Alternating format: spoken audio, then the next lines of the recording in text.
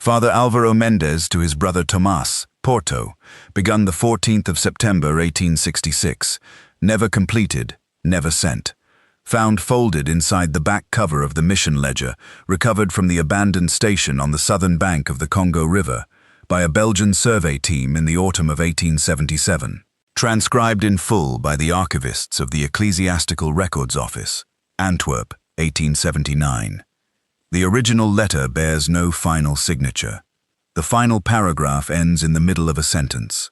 Tomas, I am writing this from the mission house at Boma, where I have been given a room and a cot and a candle that I do not blow out at night. I have been here 11 days. The fathers here are kind men, and they have not pressed me beyond what I have offered, which is very little. They know only that the station at the southern bend was abandoned, that men were lost, that I came down river alone. They have attributed my condition to fever and grief and the ordinary violences of the interior, and I have not corrected them because I do not have the words that would allow them to believe me, and I am not certain I want them to believe me. But you will believe me, Tomas. You always said I was not a man given to imagination. You said it the way a person says something that is meant to be a comfort, and is also, unmistakably, a complaint. I know what you meant by it. You meant that I was the wrong kind of priest for the kind of faith that requires mystery, that I was better suited to translation and classification than to the interior life, and you were probably right about that. I was sent to the Congo because I speak Portuguese, Castilian, and a working Kikongo learned from 3 years of prior correspondence with a mission station further upriver, and because my superiors believed a man who thinks in languages is a man who can record what he finds with some accuracy. I was not sent there for any particular holiness. I was sent there because I would write things down clearly. So I am writing this down clearly. I am writing it to you because you are the only person I know who will not require it to be impossible before you will listen to it, and because I need someone to know, Tomas. Not so that I am believed, not so that something is done about it. I am past the point where I believe anything should be done about it. I am writing this because Caetano deserves someone to know his name and what it cost him, and I find that I cannot speak it aloud here in this room without coming apart in ways that are not useful to anyone. So I am writing, and you will receive this, or you will not, and you will believe me, or you will not, and either way the accounting will have been made. That is what I can offer him now. I want to tell you everything in order. I know my mind is not entirely orderly at present. I will do my best to be the man you always said I was. We arrived at the Southern Bend station on the 3rd of July, 1866. There were 9 of us at the start. I will tell you their names because they deserve to have been written down by someone who knew them. Father Estevão Brás, who was 51 years old and had been at various Congo stations for more than 12 years, and who was, in the plainest terms I can offer, the steadiest man I have ever known. Brother Henrique Furtado, 28, a lay brother from Évora, who had trained as a carpenter before taking his vows, and who had been sent to assist with the construction of a proper roof structure on the station house, which had been made of woven palm frond and was rotting badly. The 2 junior brothers, Rodriguez and Castillo, neither of them past 25, both recently arrived from the seminary at Coimbra, both very earnest and considerably less prepared for the interior than their letters of introduction had suggested. And then our porters, 5 men, 3 of them hired at Boma, and known to me only by the names they gave, which I have recorded in the ledger, and Caetano. I must tell you about Caetano properly, because you need to understand who he was before you understand what I did. His full name was Caetano Afonso Pombal. He was Angolan, from Luanda, the son of a freed household servant who had worked for a Portuguese trading family long enough that Caetano had grown up in a house where Portuguese was spoken as commonly as Kimbundu. He spoke both fluently, along with a working Lingala, and enough Kikongo to hold a simple conversation with villagers along the upper reach of the river. He was 34 years old and had completed 2 prior river expeditions, one as a hired interpreter for a trading company and one as a senior porter for a natural history survey that had gone as far as the first major rapids and returned with specimen boxes and no casualties. He was not a man given to nerves. I say that not as a figure of speech, but as an observable fact. In the 7 weeks I had known him before we reached the southern bend, I never saw him startled. He had a way of being quiet that was not the same as being still. He noticed things. He catalogued them. He would tell me, sometimes in the evenings over the fire, what he had seen that day that I had not. A certain kind of track in the clay at the river's edge. The way the birds on a particular tributary had gone silent well before any boat noise that I could hear. He was, in every practical sense, the most competent man in the expedition, and he had the bearing of a man who knew it, and who had learned, through long experience, that it was not always wise to say so plainly. I trusted Caetano more than I trusted anyone else in that camp. That is the context in which what I did becomes the thing I cannot finish writing. But I am getting ahead of myself. Let me tell you about the station first, and the country around it, and the first sound. The station at the southern bend had been established 3 years earlier by a pair of Franciscan brothers who had not survived their second dry season, and whose work had been continued, intermittently, by whatever missionary presence the Lisbon office could manage to supply, which was not consistent or well organized.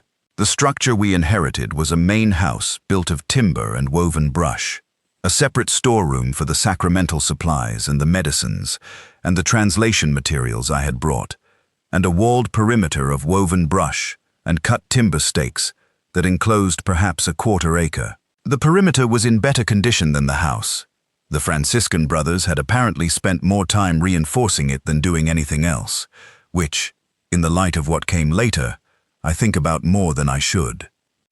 The country around the station was dense forest from the river's edge northward, broken by a band of tall grass along the bank, and a low ridge of laterite rock, perhaps 1/2 mile to the south, that the porters called the Red Teeth, on account of its color in the dry season light. The forest was not the kind you could see into. The canopy was high and continuous, and the undergrowth between the trunks was a layered tangle of fern and vine and low-growing palm that reduced visibility to perhaps 30 feet in most directions. During the day, it was a place of considerable noise. I want you to understand that, because the silence that replaced it later was so complete it had a physical quality, like pressure in the ears. During the day, there were always birds. I am not an ornithologist and I cannot give you species names for all of them, but there were large hornbills whose wing beats you could hear from inside the house, and a type of small green parrot that moved in groups of 30 or 40 and produced a sound like tearing cloth, and at dawn and dusk, a deep-throated call from somewhere high in the canopy that none of us ever located the source of, a slow 4-note phrase that Castilho, one of the junior brothers, had taken to calling the cathedral bird because he said it sounded like something from a Vespers chant, slowed to half-time. There were insects in such quantity and variety that the air itself seemed to have a constant low texture when you walked through it, a vibration just below the threshold of sound, more felt than heard. There were frogs at night, in the reed margin of the river, that filled the darkness with a layered chorus, so thick you could not hear yourself speak above it if you were within 30 yards of the bank. I tell you all of this because within 2 weeks of our arrival, nearly all of it was gone. But I am not at that point yet. The first week at the station was occupied almost entirely with repair and inventory. Brother Henrique led the carpentry work on the roof, assisted by 2 of the porters, while Father Estevão and I sorted through the materials left by the previous occupants, which included a badly water-damaged register of local villagers who had attended catechesis sessions, several boxes of trade goods in varying states of decay, a set of wooden crosses that were intact, and the beginning of a vocabulary list in a dialect none of us recognized that appeared to be unrelated to the Kikongo variants I knew. Caetano looked at this list and told me it was Teke. He said the station was closer to Teke territory than the Franciscan brothers had apparently understood, and that this was worth knowing. I asked him why. He told me the Teke people in this region had a particular relationship with the forest to the south of the Red Ridge. He said it carefully, in the way he had when he was not certain how much of a thing to tell me. He said there were parts of the forest, that the Teke considered to be under a kind of governance that was not human governance, and that the station's position, which was south of the Red Ridge, and therefore on the governed side of the boundary the Teke recognized, was something I should keep in mind when I arranged our daily schedule. I asked him what kind of governance.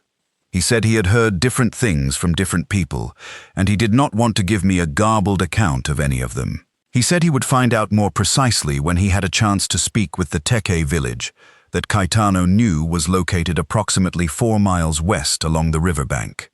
He said it in a tone that meant, "Let me do this properly. Do not press me for a quick summary that I will have to retract later." I respected that. I said we would discuss it when he had spoken with the village, and then the work of the week pressed forward, and I did not press him, and later I wished I had. We heard the sound for the first time on the 9th night. I had been at the station 6 days before that night, and had heard nothing unusual after dark, except the frogs, and the occasional heavy passage of something large through the brush outside the perimeter, which Caetano told me was forest buffalo, and which I had no reason to dispute. The nights were hot and still, the kind of heat that does not move even at 2 in the morning, and the mosquitoes were severe enough that we slept beneath nets, which made the nights both more bearable and somehow more isolating, looking at the world through gauze. I had been sleeping tolerably. I had established the evening prayer routine, ringing the small brass bell the station possessed for the call to vespers at 6:30 each evening, and it seemed to me, in those first days, that the routine itself had a settling effect on the men, even the porters who did not share our faith, because routine in a strange place is its own kind of comfort. On the 9th night, I woke at what I estimated to be perhaps 1 in the morning, which I assessed from the position of the stars through the gap in the newly repaired roof above my sleeping corner. I woke for no reason I could identify, which is in itself unusual for me. I am not a light sleeper. I lay on my mat in the dark and listened to the frogs at the river and waited to fall back to sleep. That is when I heard it for the first time. It came from the direction of the southern forest, from somewhere beyond the Red Ridge, and it took me several seconds to categorize it at all, because it did not fit any pattern I had available. It was a dry sound. That is the word I keep returning to, dry, like the sound of 2 sticks being dragged against each other, except there was a rhythm to it, a repetition, and the 2 components of the sound were slightly offset in time, so that they produced something like a click, followed immediately by a longer, rougher rasp, then a pause, then click rasp again, then pause. The interval between each repetition was approximately 2 seconds. It continued for perhaps 3 minutes before it stopped. I lay still and listened to the frogs, and the silence for what I judged to be half an hour. The sound did not return. I decided I had heard some animal I was not familiar with, a species of large beetle perhaps, or a night bird with an unusual call, and eventually I slept again. I did not mention it in the morning. I wrote it in my journal notes as unknown nocturnal sound, dry, rhythmic, from southern forest. I ascribed it a line. 3 days later, the first man was gone. His name was in the ledger. He was one of the 3 porters hired at Boma, a man who slept on the outer side of the house, near the eastern wall of the perimeter. Father Estevão noticed his absence at morning prayer. We searched the camp and found his sleeping mat outside the perimeter, 8 feet beyond the eastern stake wall, in the red earth of the cleared margin. It was laid flat, as though he had walked out and set it down, and lain on it deliberately, except that a man does not carry his sleeping mat out of camp in the middle of the night, and there was no indication he had been moving under his own power. The mat was pressed. That is the word, not crumpled, not tangled, not arranged, but pressed flat, as though an enormous weight had settled onto it and then lifted. The center of the mat was compressed into the earth, 1.5 inches below the level of the surrounding ground. I measured this. I carry a measuring cord, habit of a man trained in translation and transcription and the precise recording of what he finds. 1.5 inches of compression into laterite soil in the dry season requires weight I cannot calculate exactly, but it is substantial. At the edge of the mat, closest to the forest, there were 2 marks in the earth. I measured these as well, 2 depressions, asymmetrical in shape, spaced 37 inches apart, each approximately 4 inches wide at the widest and tapering to a point, angled inward toward each other so that they formed something like the forward tips of a pair of calipers, or the ends of 2 curved blades pressed into the ground. They were pressed 3 inches into the soil. Whatever made them was not a boot, not an animal foot I have ever seen described.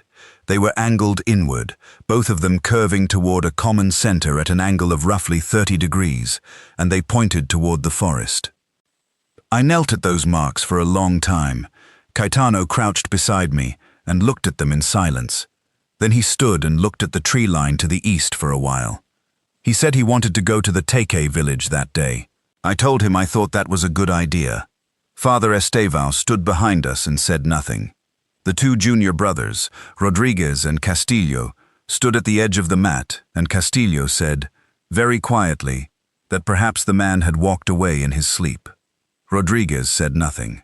I could see, even then, that Rodriguez had understood that sleepwalking does not press a man 1.5 inches into laterite clay. We buried nothing, because there was nothing to bury. I wrote the man's name in the ledger with the date and the circumstances, as I had observed them. That is the first name in the ledger. I did not yet strike it through. I did not know yet what the struck-through names would mean.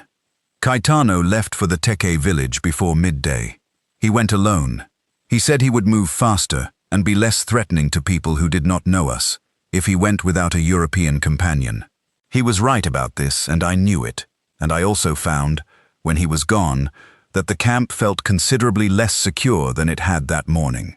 Not because any single thing had changed, but because the man who noticed things was absent, and I had become, without fully accounting for it, dependent on his noticing.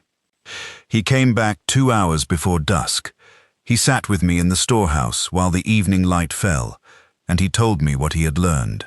He told it plainly, the way he always told things, without embellishment, and I will try to reproduce it the same way.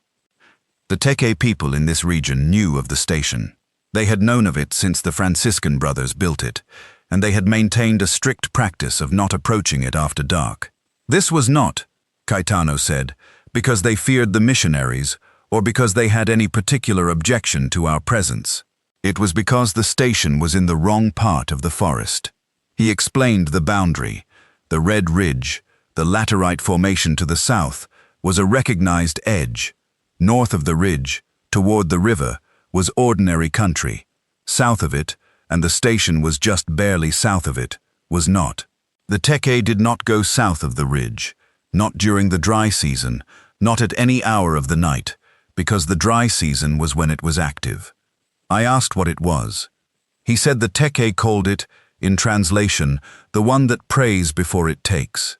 He said this was a translation of a phrase in Teke that he was rendering approximately, and that the full phrase was longer and more specific, something closer to the one that folds its hands in the manner of a suppliant before the moment of its hunger.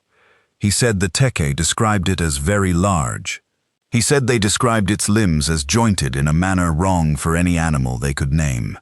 He said they believed it was drawn to human presence the way a predator is drawn to water, not because the water itself is the prey, but because prey gathers there. I asked if there was anything that kept it away.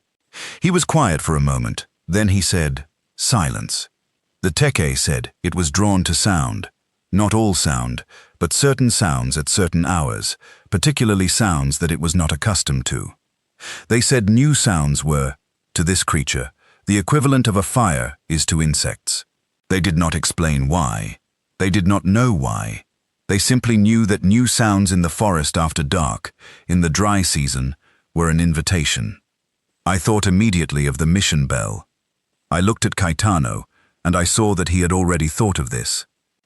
He said, "I think you should not ring the evening bell tonight." I said I would discuss it with Father Estevão. Father Estevão listened to everything Caetano told me, which I relayed to him in the evening, before the hour when I would normally ring the bell. He listened with the particular attentiveness that Estevão brought to all difficult information. The kind of attentiveness that looks like patience but is actually a very active process of sorting and assessing. When I finished, he was quiet for a time. Then he said that he had considerable sympathy for what the Teke believed, that he had great respect for the people of this country and their long knowledge of this place, but that the practice of evening prayer was not an optional element of our mission, and that he was not prepared to abandon it on the basis of a local legend transmitted through a second-hand account. I want to be fair to Estevão here, Tomás. He was not dismissing Caetano. He was not a man who dismissed people. He was a man who had spent 12 years in the Congo and who had encountered a great many things that local tradition described as dangerous or sacred or forbidden, and who had learned to hold that traditional knowledge with respect while also holding his faith and his mission purpose alongside it, and who was not always wrong to do so. He was also a man who had not heard the sound. He had slept through the 9th night. He had not crouched beside those marks in the red earth at the edge of the mat and let the full weight of what they implied settle into him the way I had. That is the difference, I think, between his position and mine at that moment. We rang the bell. I stood beside the bell post and I rang it, and I watched the tree line to the east and to the south, and nothing moved that I could see. And the evening prayer proceeded, and the sky darkened, and the frogs began at the river, and the night passed without incident. I recorded it in my notes. I told myself that Caetano had relayed a local belief, and that local beliefs were valuable and deserved respect and were not infallible, and that one missing man in a country full of predators and illness and the ordinary dangers of the interior was not yet sufficient evidence to alter the foundational practices of the mission. I believed this at the time. I say it plainly because I want you to understand that I was not an unreasonable man acting on insufficient grounds. I was a man acting on what I had, under the beliefs I held, using the framework I had been given. I tell you this not to excuse myself, but to make the record accurate. The sound came that night at a different hour, earlier, perhaps 11 o'clock by my estimate, not 1 in the morning, and it was closer. Not dramatically closer, not close enough to cause me to rise or to wake the others, but measurably closer, in the way that a sound you have heard twice carries a reference point, the second time that the first time did not have. I lay beneath my net, and I timed the intervals between the click-rasp repetitions, counting slowly, and I determined that the interval had shortened slightly. Not 2 seconds between each repetition, but perhaps 1 3/4. I lay and listened until it stopped, which took longer than the first time. 4 minutes, approximately. In the morning I told Caetano what I had heard. He said nothing immediately. He put down the water vessel he had been carrying, and he looked at the ground for a moment with the expression he used when he was sorting something. Then he said, "It is learning the timing of the bell." I asked what he meant.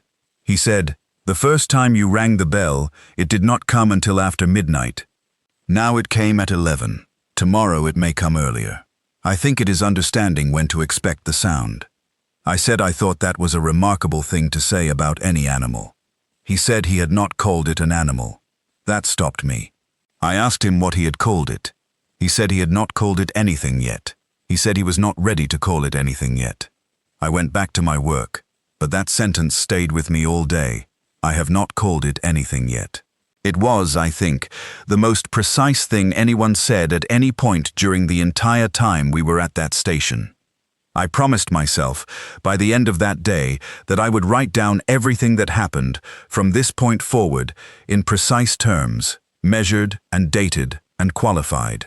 I went to the storehouse, and I took out the mission ledger, which up to that point had been used primarily for the register of station supplies and the record of the men's assignments, and I began to use it as a record of incidents. I wrote down the date and time of the first disappearance. I wrote down the measurements I had taken at the mat. I wrote down the 2 instances of the sound and their characteristics. I wrote down what Caetano had learned from the Teke village. This ledger is the one that the Belgian survey team found, 11 years later, when they came upon the abandoned station and retrieved what had been left behind. I know this because Father Generoso in Boma told me, when I arrived here, that he had received a letter from the Society's office in Antwerp. informing them that a survey team had found an abandoned Portuguese mission station on the southern bank and had recovered a ledger, and asking if the Boma office had any record of the station's personnel. I told Father Generoso that I was the station's surviving senior priest and that the ledger was mine. He looked at me in a way that had many questions in it that he did not ask. I asked if I could see the ledger. He said he did not have it. He said it had been sent to the archive in Antwerp. He said there was a letter enclosed with it when the survey team found it, folded inside the back cover, apparently unfinished and never sent. I said nothing when he told me that. I know what letter he means. It is this one. I have been writing this letter, Tomas, and carrying it with me and not sending it since the 14th of this month, and at some point I placed it inside the ledger, and now apparently the ledger has preceded me to Antwerp. That is a strange thought, that the record of everything is traveling separately from the man who made it, but perhaps that is appropriate. Let me continue. The second man disappeared on the 12th night. He was one of the Boma porters, sleeping in the outer room of the station house, which opened directly onto the perimeter wall. We found his mat in the same condition as the first, pressed flat, outside the perimeter, this time on the southern side, closer to the red ridge. The same central compression, the same marks at the edge facing the forest, 2 asymmetrical depressions, points angled inward, spaced 38 inches apart. He had not cried out. He had not woken anyone. Brother Henrique, who slept closest to the outer room, said he had heard nothing in the night except the ordinary sounds of the forest. I measured everything again. I recorded it. Caetano walked the ground between the perimeter wall and the mat, crouching every few feet to examine the soil, and said that there was no clear trail of footprints between the perimeter and the mat. The earth there was hard enough in the dry season to take the weight of a large thing passing over it without leaving a clear track, but Caetano said he would expect to find at minimum some disturbance of the surface, some displaced pebble or crushed vegetation, and he found almost nothing. He found one mark, approximately 6 feet inside the perimeter wall, a single asymmetrical impression in a patch of softer earth near the base of the woven brush that matched in shape, if not in scale, the marks at the mat edge, a single tip, one curved point, angled inward. He showed it to me without comment. Then he stood and looked at the perimeter wall and said, in a tone that was perfectly level, that the brush wall was 8 feet high and that whatever had made this mark had come over it. I said nothing. He said, "I want to talk to Estevão."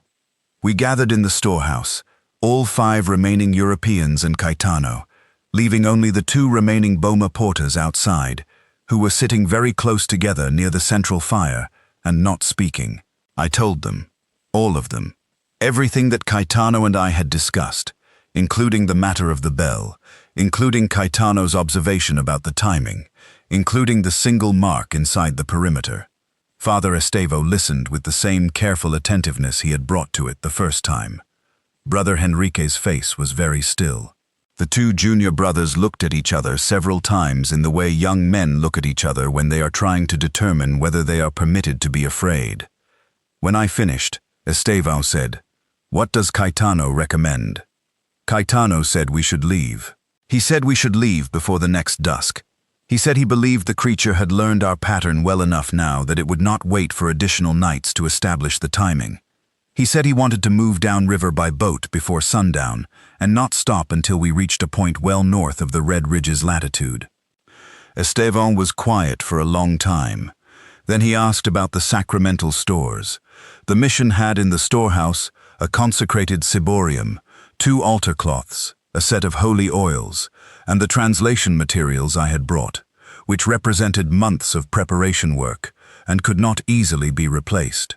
He said he was not willing to leave these things behind. Caetano said we could take the most important items in the boat. Estevão said he wanted 1 more day to organize and package the stores properly. This was the argument, Tomas.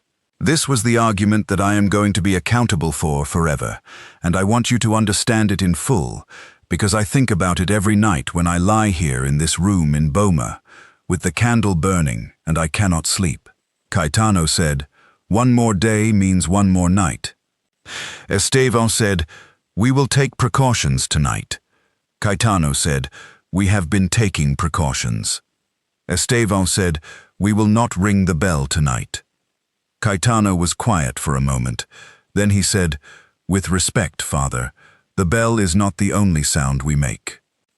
Estevan said he understood the concern, and that they would keep the camp as quiet as possible, and that the decision was to remain one additional day and leave on the following afternoon, and that this was his decision as mission senior.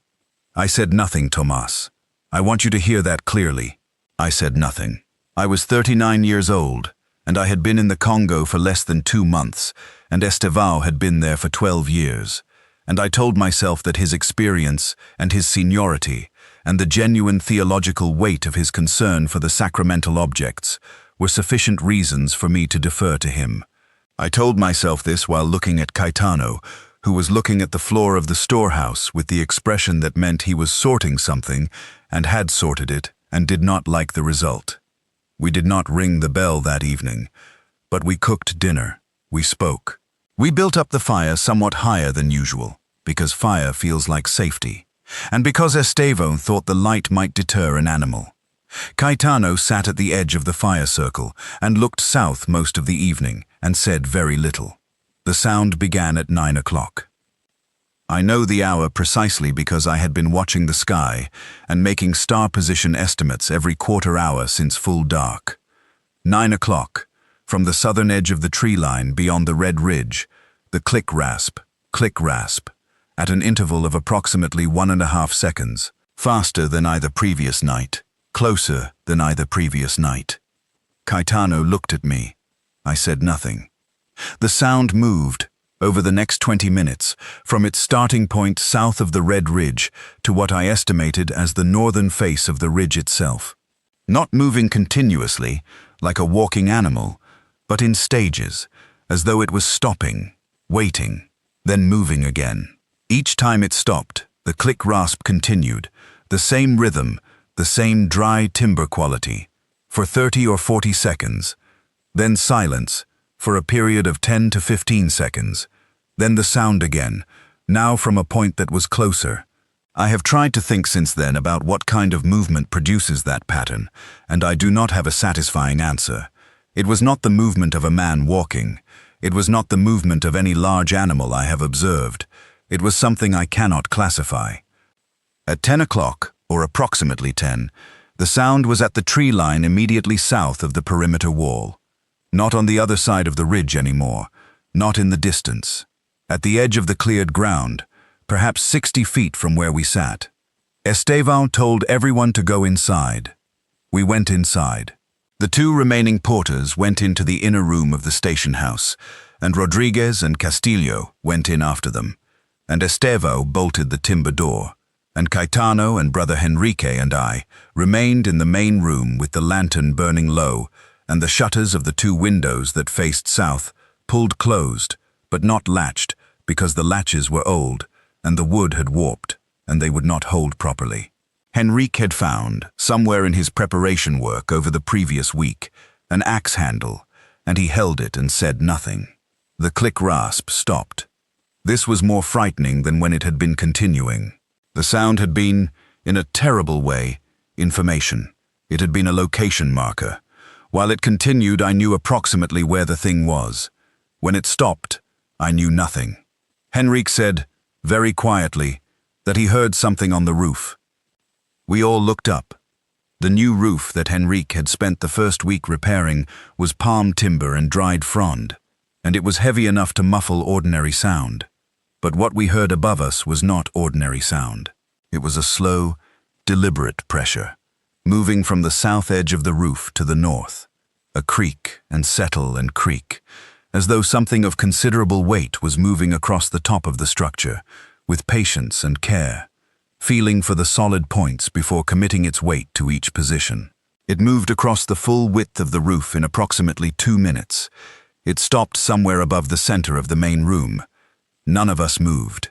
I believe we were all, in that moment, doing the calculation that fear forces on you, which is, if it comes through the roof, what do I do? There was no good answer to that question. Then the click-rasp began again. Above us, directly above, perhaps 8 feet over our heads, slow and deliberate, and close enough that the dry, dragging quality of it was perfectly clear. No longer a distant sound filtered through forest air, but a sound made in the still air of a closed room's acoustics.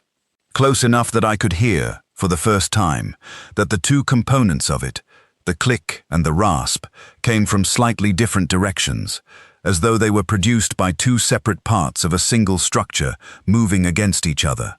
I do not know how long it lasted. I have no reliable time sense from that hour. I believe it was perhaps 10 minutes, perhaps longer. The 3 porters in the inner room had gone completely silent. I could not hear them at all, which meant they were either sleeping or they were also sitting perfectly still, and I could not distinguish their silence from mine. Then it stopped. Then nothing. Estevão, standing beside the lantern with his rosary in his hands, said in a very low voice that we would sit where we were until dawn. We did. No one slept. Dawn came gray and slow, and when the birds began at the river, they began hesitantly, as though they too were checking whether something had changed. Caetano went out first. He walked the perimeter, and came back and stood in the doorway of the station house and said we needed to see the roof. The roof, when Henrique climbed to examine it from outside, using a section of wall as a step, showed a trail across its surface from south to north. Fronds displaced, timber lengths shifted slightly from their positions, the newly bound joins that Henrique had spent a week making. Some of them loosened. The damage was not catastrophic. No hole, no collapse, but the weight that had made it was estimable from the degree of displacement, and when Henrique came back down, his face was the face of a man who had been a carpenter and understood load-bearing and what the evidence implied about the size of the load. He said, "I built that roof to hold 4 men." He said nothing else about it. Estevão said we would begin packing the stores immediately and we would leave before the next dusk. He said it with the kind of clarity that a man reaches when the last of his available alternatives has closed. Rodriguez and Castillo began moving supplies from the storehouse. The 2 remaining Boma porters, when we came to tell them the plan, had already begun packing their own belongings, which was, under the circumstances, a reasonable preemption. That morning was the 3rd disappearance. The 3rd man gone was one of the Boma porters, not taken in the night, as the others had been. Taken, apparently, in the early morning, before full light, when we were all inside the station house after the night on the roof. He had been in the inner room when we were all sitting in silence. He was not there when we gathered to discuss the departure. There was no alarm, no sound, no moment we could point to and say, "There, that was when it happened." He had simply ceased to be present, sometime between the sounds stopping and full dawn arriving. There was no mat outside the perimeter this time. We looked. We found nothing. I think about that. The previous takings had left the mat outside, the pressed flat evidence, the marks. This one left nothing at all. I do not know what to make of that difference. Caetano said he thought it had become less careful, that it no longer needed to be careful. I am not sure whether that is worse or better than the alternative interpretation, which is that it had become more practiced. We packed. We worked as quickly as I have ever worked in my life, which is saying something, because I am not a slow man. Caetano organized the portage and supervised the loading of the 2 mission boats we had at the river landing. He was everywhere that morning, moving between the storehouse and the landing and the station house, his manner precise and unhurried, in a way that I recognized as a performance of calm for the benefit of the others, because I knew him well enough by then to see the difference between his real stillness and the produced version of it. It was during this packing, Tomás, that I make the next entry that will matter to you. I was in the storehouse, wrapping the consecrated ciborium in oilcloth for transport, when I found, on the shelf above the altar cloths, something I had not noticed before. It was pushed to the back of the shelf, behind a loose board that had fallen against the wall, almost certainly hidden there deliberately by one of the Franciscan brothers who had preceded us. It was a small clay figure, approximately 8 inches tall, hand-modeled, unfired, so that it had dried to a pale grayish-tan color. It was stylized in the manner of certain Central African figural traditions I had seen in correspondence and in the Natural History Survey's published reports, not a realistic representation, but an assembled suggestion, and what it suggested was this: a figure in an upright posture, arms raised and slightly forward, the forearms disproportionately long in relation to the body, and the head tilted at an angle that in a human being would be consistent with looking down at something beneath it. The surface of the figure had been marked with incised lines that ran in parallel tracks down the forearms and along the extended limbs, which I thought at first were decorative. Caetano, when I showed it to him, said they were not decorative. He said they were a representation of the segments of an exoskeleton. He held the figure for a long moment. He turned it over.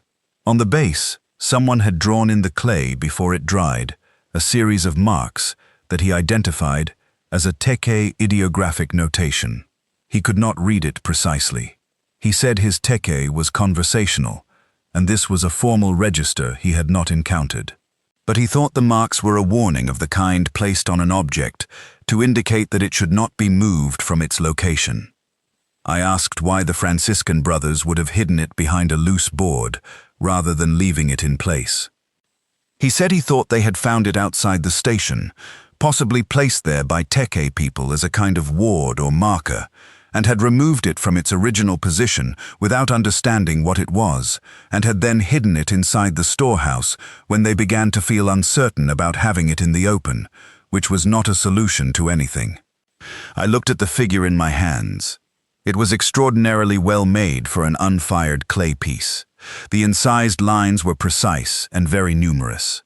The tilt of the head was exact, in the way that something is exact when the person who made it was not working from imagination. I put it in the supply pack with the altar cloths. I did not think carefully about this decision. I thought, it is evidence, it is documentation, it belongs in a collection where it can be studied. I thought the way a man trained in classification thinks when he finds something that does not fit his existing categories. He wants to bring it somewhere it can be examined. Caetano saw me do it. He did not say anything immediately. We went back to loading the boats. We were very nearly ready.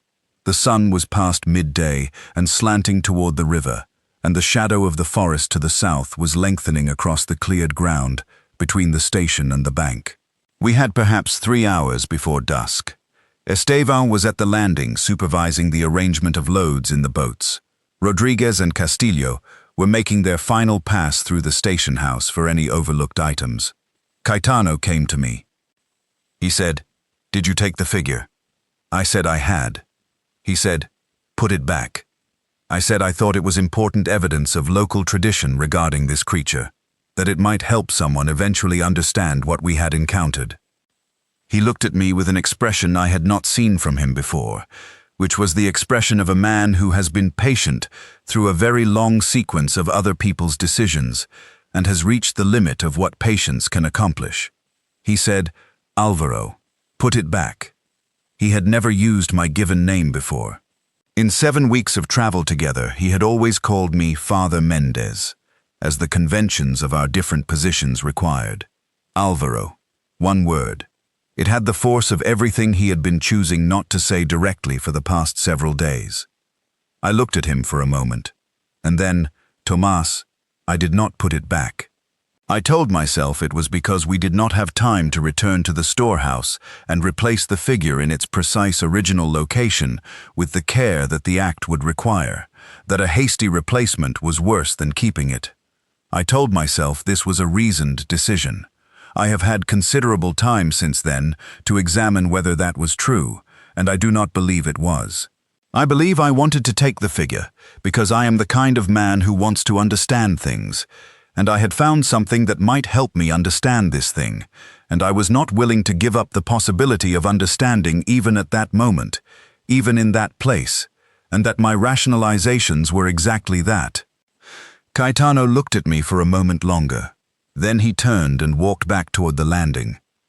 I should have listened to him. I want to be very clear about that, Tomás, because everything that follows turns on it, and I will not obscure it. I should have listened to him. We had most of the men and loads at the landing when the fourth disappearance happened. It was Brother Rodriguez. He had been making his final pass through the station house, as I mentioned, collecting overlooked items. Castillo came to the landing without him. Estevão asked where Rodriguez was. Castillo said they had separated inside the house to check different rooms, and that Rodriguez had gone into the outer sleeping room, and Castillo had heard nothing after that, and had waited and called twice, and received no answer. The outer sleeping room had a window on the south wall of the station house. The window shutter was standing open when Estevão and I went back to look. There was no mat outside, no marks we could find in the time we were willing to spend looking. The window was high enough, approximately 5 feet from the floor, that a man going out through it would not do so voluntarily, not without climbing, and there was no climbing surface on the outer wall. The window opening was roughly 2 feet wide and 3 feet tall. The frame was intact. There was nothing on the frame except a smear of something dark and wet at the upper right corner that I put my finger to and did not examine closely. I did not need to. I want you to know that Rodriguez was 23 years old and had come to the mission from a village in the Beira interior, and that he had been kind to everyone in the camp, including the porters, with a genuine and uncomplicated warmth that is not as common as it should be. He had a habit of humming very quietly to himself while he worked. I had heard him humming that morning while he packed. I have thought about that humming a great deal. Estevão stood in the doorway of the outer room and looked at the open window for a long time. Then he said we were leaving immediately. He said it in a tone that meant, "Do not ask me anything further." We left immediately. The boats were the 2 flat-bottomed dugouts we had arrived in, each capable of carrying approximately 6 persons and their loads. With 3 porters lost, and now Rodriguez, we were 5 men: Estevão, Enrique, Castillo, Caetano, and myself, plus the 2 remaining Boma porters, who were already in the forward boat, and who had not looked at any of us since the morning. The loads were approximately 3/4 of what we had brought, weighted toward the sacramental objects that Estevão had been determined to take. We pushed off from the landing in the last 2 hours of daylight. The river was low in the dry season, the current gentle, and we were moving downstream, northward, which meant we were paddling with both the current and the geographic direction we needed. In ordinary circumstances, I would have expected to cover 15 to 20 miles before dark and put us well above the latitude of the Red Ridge and whatever territory it marked. We were moving at a good rate. The river was flat and dark in the late afternoon light, and for the first time in several days, I felt something that might, in a very limited sense, be called relief. It lasted perhaps 20 minutes. The click rasp began from the southern bank. We were in the boats on the river, and it began from the southern bank, which meant it had followed us from the station, through the forest, to the river's edge. The distance between the station and the point on the bank where the sound was coming from, if my sense of our position was correct, was more than a mile. It had moved a mile through dense forest in the time it had taken us to load and launch 2 boats, which is to say in perhaps half an hour. I do not know how to calculate what speed that implies. I do not want to calculate it. Caetano was in the rear boat with me and Estevão. He heard the sound from the bank and he began paddling harder without saying anything. I paddled. Estevão paddled. The click rasp continued from the southern bank, approximately level with our position on the river, neither falling behind nor moving ahead. It was keeping pace with us. This continued for perhaps 40 minutes. The sun was very low and the river was in deep shadow, and the sound moved along the southern bank at the same rate we moved on the water, never closer, never falling back, simply keeping pace with a regularity that felt, in the precise sense of the word, deliberate, like a thing that was not in a hurry, like a thing that was not concerned about the outcome. Then the sound stopped. We paddled in silence for a few minutes. The frogs were not yet at full chorus, the evening being not quite dark, and the silence on the water without the click rasp was strange in a way that was almost the negative image of how strange the click rasp itself had been, because we had, in the days since we first heard it, become in some terrible way calibrated to it, and its absence was disorienting. Castillo, in the forward boat, called back in a low voice, asking if we thought it was gone. Henrique, beside him, said nothing. I thought, it stopped too cleanly. It was pacing us, and it stopped. That is not an animal losing interest. That is a decision. I said this to Caetano. He agreed. He said, it has gone ahead of us. I said, how far ahead? He said, he did not know. He said the river bent approximately 3 miles ahead, the bend where the first significant tributary joined the main channel from the south, and that if it could move through the forest at the rate it had demonstrated, it could be at the bend before us. Estevão asked if we should put to the northern bank and wait until dawn. Patano said, if we stop on the northern bank, it will know where we are. I think we should keep moving and go past the bend as quickly as we can. This was, again, the argument in miniature. Estevão wanted to stop and shelter. Caetano wanted to move and not give it time to establish itself ahead of us. The fundamental disagreement between them was about what the creature was doing, what its intention was, what logic governed its behavior. Estevão thought of it as an animal that could be avoided by going to ground. Caetano thought of it as something more purposeful, something that would press any advantage given to it. I looked at the darkening river, and I made the decision that I, as the other senior priest, had the standing to make, and I said we would keep moving. We kept moving. The bend came in the last grey light, just before the sky became fully dark. The tributary entered from the south, which was to our left as we moved downstream, and the current was notably stronger at the confluence, requiring all of us to paddle actively to maintain our line through the middle of the channel and avoid being pushed toward the southern bank. The click rasp started from the southern bank at the moment we entered the bend. It was very close. 30 yards, possibly less. The closest it had been outside the station, outside the night on the roof.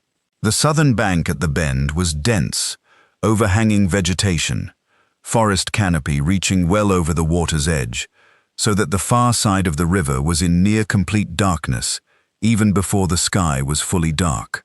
I could not see anything on that bank, only the sound, coming from the level of the canopy, high above the waterline, which meant it was in the trees. The interval between the click and the rasp was less than a second now, almost merged. Not click rasp, but something closer to a single sharp-edged sound. Click rasp, a rapid dry crackle, like a fire catching in green wood, except with that characteristic double quality that meant two separate surfaces in quick contact. It was faster and more agitated than it had been at any previous point, and this change in rhythm told me something I could not have explained with precision, but knew in my body, that the thing had moved from pacing into something else, that the quality of its attention had changed. We paddled hard. The tributary's current pushed against us from the south, and the boats were loaded, and paddling hard in a heavily loaded dugout, against a cross-current in near darkness, is an exercise in controlled desperation rather than actual speed. Henrique, in the forward boat, was setting a stroke rate that was beyond what I would have said either he or Castillo could sustain. The two remaining porters had their paddles in the water and were working in the instinctive, wordless unity of men who are past deliberation and into pure motion. The sound moved. It moved from the southern bank canopy to a position directly overhead. We passed under it. I will tell you what I saw, Tomas, because you asked me once, years ago, when I told you I was going to the Congo, what I expected to find there, and I said I expected to find a place that would change my understanding of the world in ways I could not anticipate. And you laughed and said that was a very Alvaro answer, all expectation and no content. This is the content. We passed under it, on the river, in near darkness, and it was in the canopy above us, and as we passed beneath it, it moved, and in moving it, crossed a patch of open sky where the canopy had a gap, and for perhaps 2 seconds, it was visible in silhouette, against the last grey light. It was very large. I will not give you a figure because I could not measure it, and any figure I give will either overstate or understate, and I will not overstate. It was larger than any insect I have seen, described, or have any framework for imagining before that moment. Its limbs, the ones I could see in profile, were jointed in a pattern that was both recognizable and deeply wrong. Recognizable in the sense that I have studied natural history, and I know the body plan of a mantis, the folded raptorial forelegs, the elongated thorax, the held still posture, and wrong in the sense that this was that body plan translated into a scale that unmade every contextual assumption I had around it. The scale of a thing is not separable from its nature. A mantis at its proper size is a predator at the scale of insects. Whatever this was, at the scale it occupied, was a predator at a different scale entirely. And it was still. In the 2 seconds it was visible. It was completely still, the way a mantis is still, which is not the stillness of rest, but the stillness of suspension, of a thing holding itself precisely motionless as a hunting technique. Then it was behind us, in the canopy, and the gap in the sky was empty. None of us spoke. We did not speak for a long time. The click-rasp receded behind us as we moved downstream, becoming more distant by intervals, not pacing now, not following, diminishing in the way a sound diminishes when you are moving away from a stationary source. Slower intervals, wider spacing, further, then gone. The frogs started at the river as the full dark came down, and the sound of them was the most beautiful thing I had heard in my life. I am not exaggerating.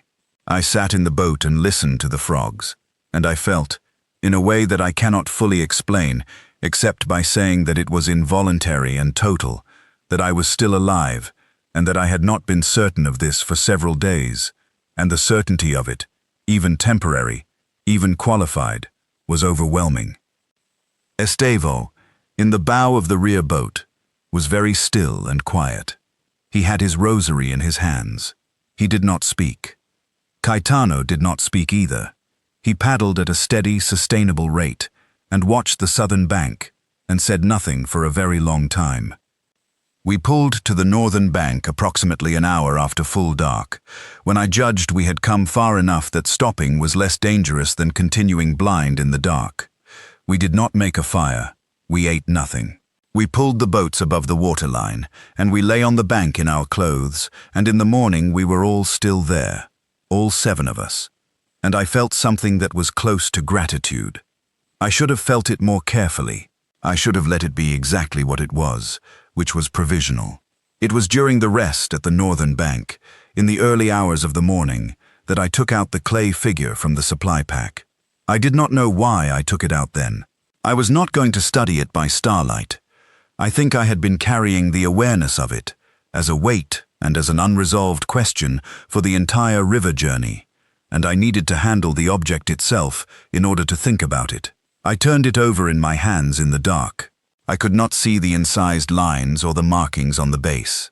I held it by feel, the smooth, fired clay texture of the forearms, the slight roughness of the incised channels, the tilt of the head, which you could feel as well as see, the angle of it clearly intentional and precise. Caetano was awake.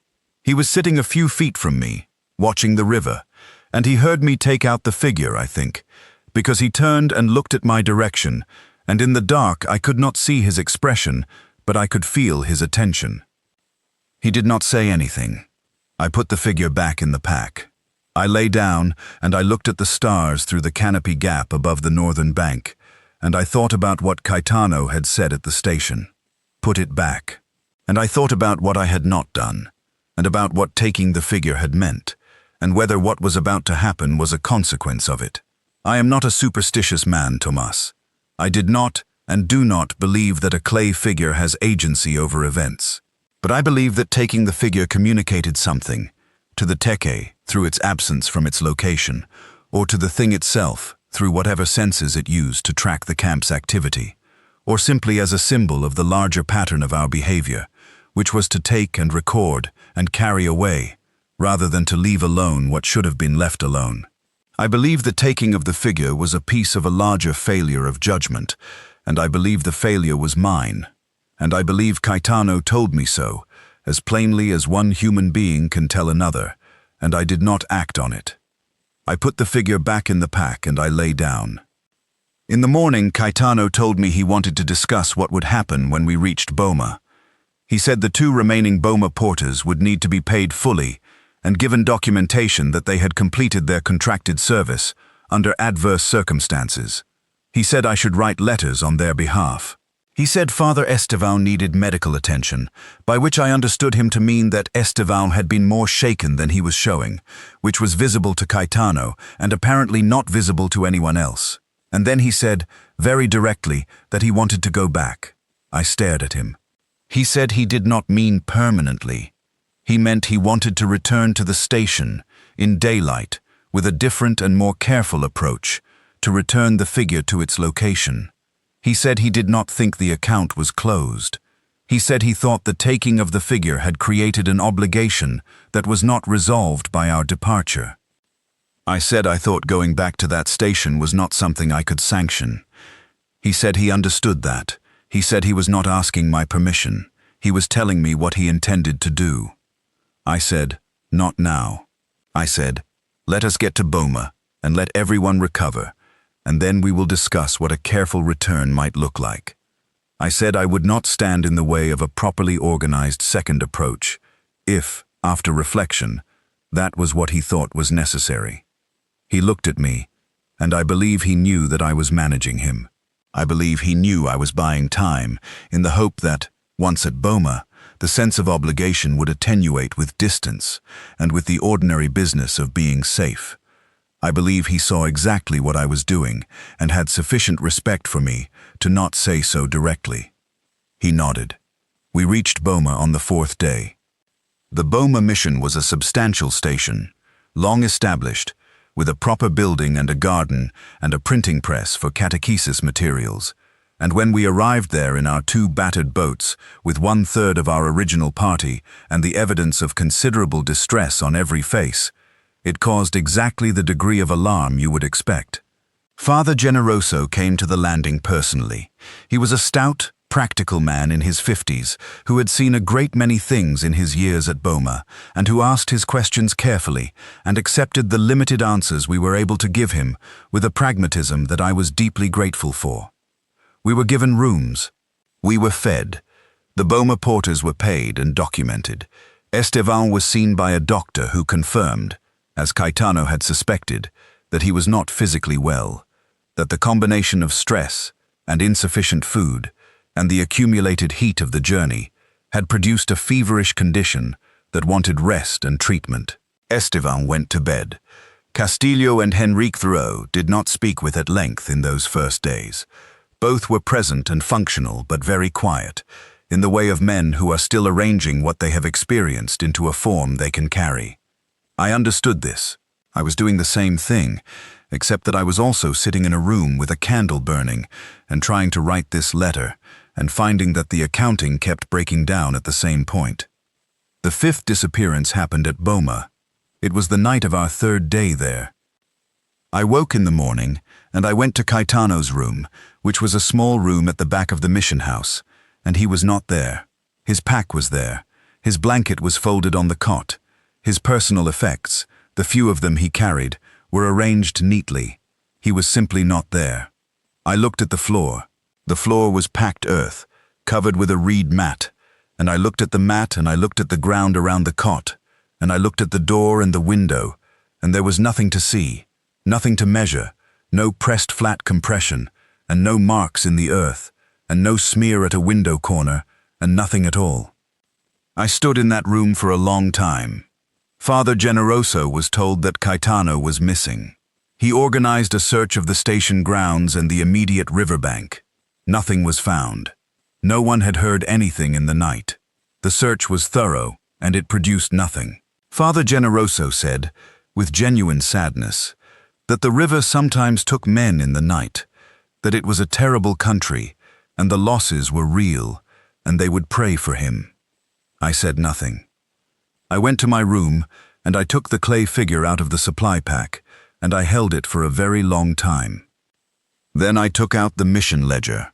The 5 names that needed to be recorded were the 3 Boma porters whose names appear in the ledger's early entries, Brother Rodriguez of Coimbra, and Caetano Afonso Pombal of Luanda, Angola. I recorded each of them with their date of disappearance and the circumstances as I could describe them.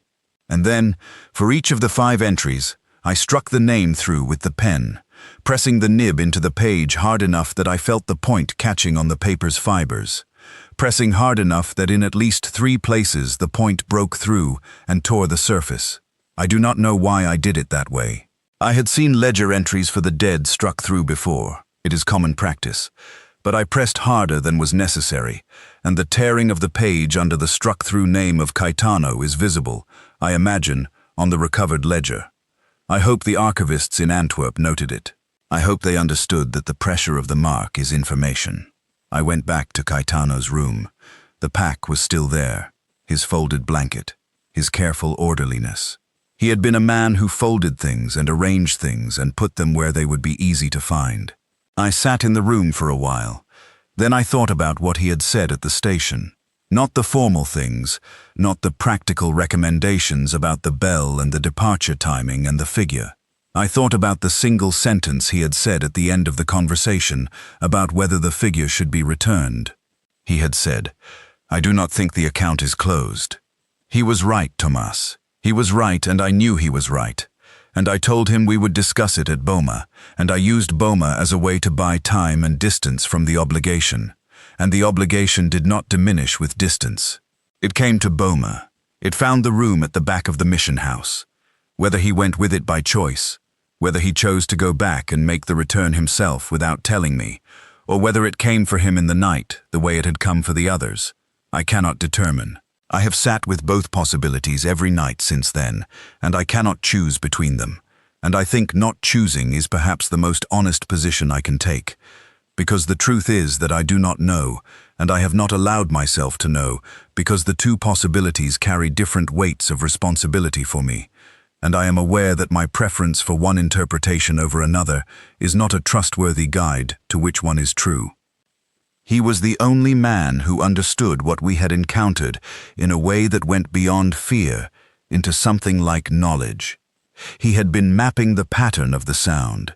He had been building an understanding of the creature's logic, its triggers, its responses, its relationship to the territory it occupied, and the human activity it monitored. He had known, before any of us, what the bell was doing. He had known what the figure meant. He had told me to put it back, and I had not, and the account, as he had said, was not closed. I have the clay figure still. I know I should not have it. I know it was Caetano's last clear directive to me, and I did not follow it, and I am still not following it. And I have asked myself many times since arriving at Boma why I have not returned it, and the answer is that I am frightened.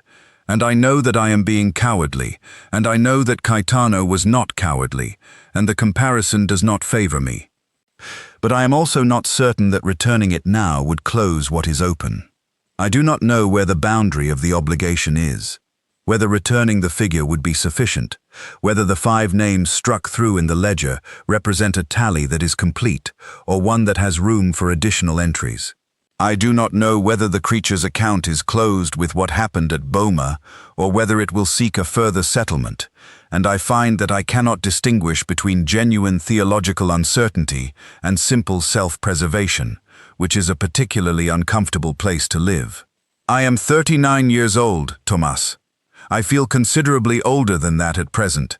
I have been a Jesuit-trained linguist who classified and recorded and translated, who believed that the careful accumulation of precise evidence was a form of respect for the world, and who came to a place where the most important thing I could have recorded was something Caetano told me and I did not write down in time. That is the summary of the accounting. I am going to try to tell you what I believe now, as carefully as I can, and then I am going to try to finish this letter, which I have been trying to finish for 11 days. I believe the creature is real. I do not mean that as a statement about my mental condition, or as a report of a hallucination, or as a figure of speech. I mean it as a taxonomic claim. Something of substantial size, of an arthropod body plan, inhabits the forest south of the Red Ridge and the Congo River's southern bend, and it has been there long enough that the Teke people have a name and a practice and a figure for it, and the Franciscan brothers before us encountered it and built a high perimeter wall and hid the figure, and did not survive their second dry season. It is old. I do not know how old. The figure suggests it has been known in this region for long enough that a formal artistic tradition for representing it has developed and formalized, and that tradition has a specific register of notation for warnings associated with the figure, which implies not a single incident of encounter, but a sustained, repeated relationship between this thing and the people who live in proximity to it. I believe it is territorial, not in the way of an animal defending a feeding range, but in a manner more specific than that. I believe it has a relationship to human presence in its territory that is not simply predatory, not simply stimulus-response, but involves a form of monitoring and response that I cannot describe accurately without using words that imply cognition, and I am reluctant to use those words because I do not know what they mean in this context.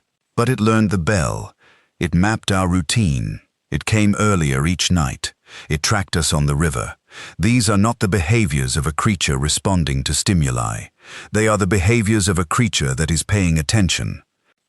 I believe the figure was a boundary marker, and that its removal altered the terms of whatever boundary arrangement existed between this creature and the station. I believe this is what Caetano understood, and what I did not act on in time.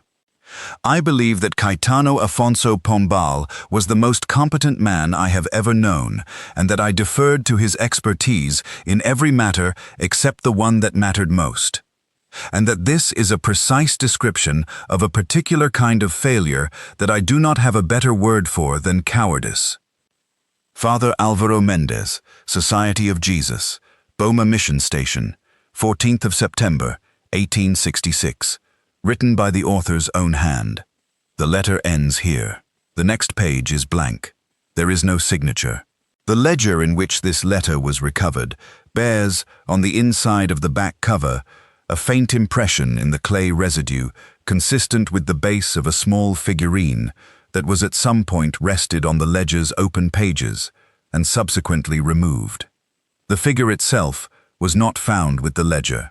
Whether it was taken by the Belgian survey team, lost in the 11 years between the station's abandonment and the survey's discovery, or removed by Father Mendez before the ledger was left behind, the archivists of the Ecclesiastical Records Office in Antwerp have been unable to determine.